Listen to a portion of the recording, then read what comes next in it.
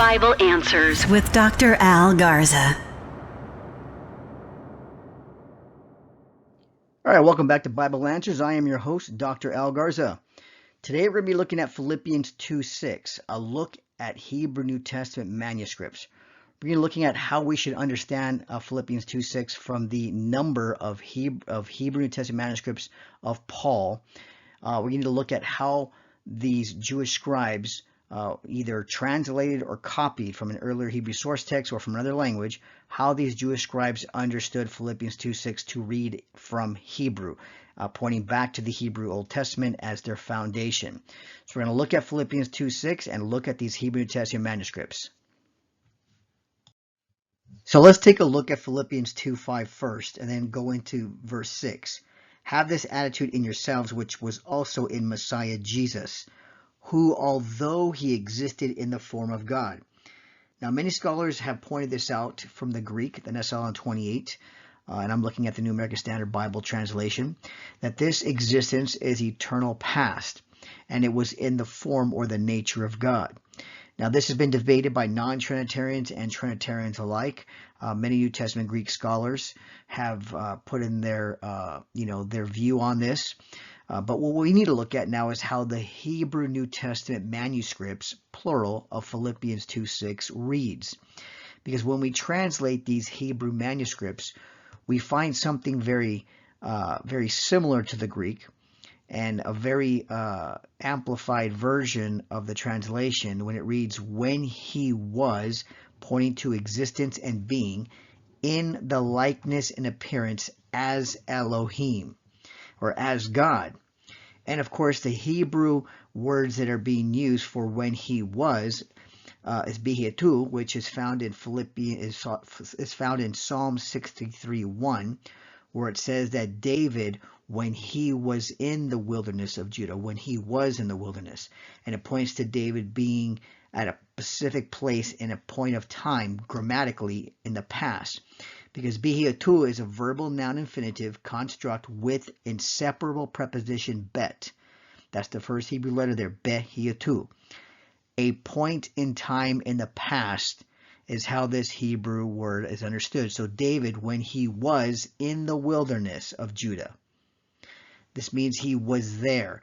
He was at a point in time in the past. So when we see Philippians 2:6 using that same Hebrew expression, when he was, this is existed or existed in the past, existing in the past, and being in the likeness and appearance. Now this likeness and appearance is bidimut, and it's found in Genesis 1:26, and it refers to, of course, the likeness of external appearance. So the Messiah existed in the likeness and external appearance as God, Elohim, when he existed or when he was in the past. This is when he existed.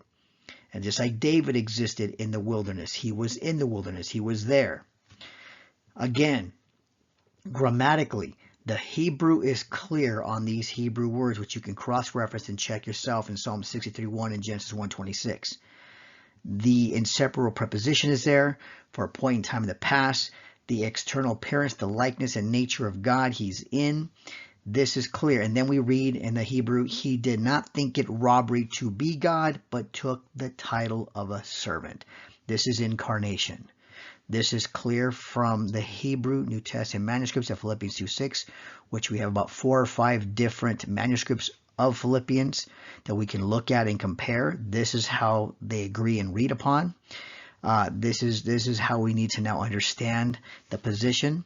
So as someone who believes in the pre-existence of the Messiah as the eternal Word, the one who came down from heaven, the one who became the Son of God, he did exist in the past as God. In fact, Jesus himself says in John 6:38, I have come down from heaven, not to do my own will, but the will of him who sent me. This is not a metaphor in Hebrew. This is not a Hebrew metaphor. Jesus was explaining in the context, of course, of being the bread of life.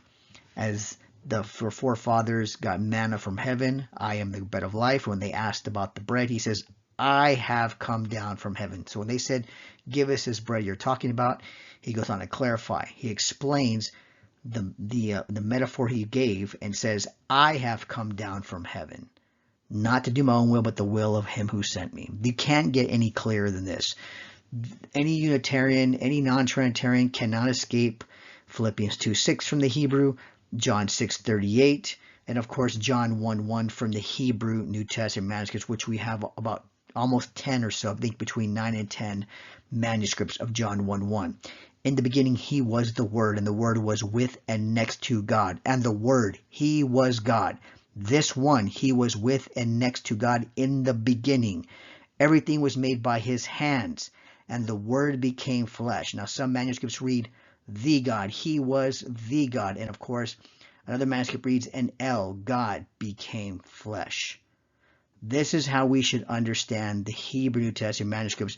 These Jewish scribes understood, whether they were copying or translating from a different text. Some people want to say these are Hebrew manuscripts from a Greek text. Well, these are multiple Hebrew New Testament manuscripts from multiple different scribal hands, and they all affirm and agree the same thing. So whether they were translating or copying from an earlier Hebrew source text, they all agreed on how these New Testament manuscripts in any language, how they should read in the Hebrew. And now we can study and look at these and affirm the deity of the nature of the Messiah as the eternal Word, the doctrine of the Trinity, and of course everything else on top of that. So we need to really look at these and take these seriously. But first I want to say thank you for watching. This is Bible Answers with Dr. Al Garza. I want to thank all my subscribers. I want to thank everyone who has donated and helped with the Hebrew New Testament translation project that I'm doing. Please continue to give and donate. All the proceeds go into working on translating these Hebrew New Testament manuscripts into English. Hopefully we can get something out this year. And then, of course, we look at hiring other people to help edit and look at these as we move forward. But I want to say thank you, and please like, subscribe, and share. If you have any questions or comments, you can leave them here. I'll be glad to answer them. But again, I want to say that this is now clarifying a great deal of confusion with Philippians 2:6 from the Hebrew New Testament manuscripts that we have, a number of them now. But again, I want to say thank you so much for listening, and God bless. Have a wonderful day.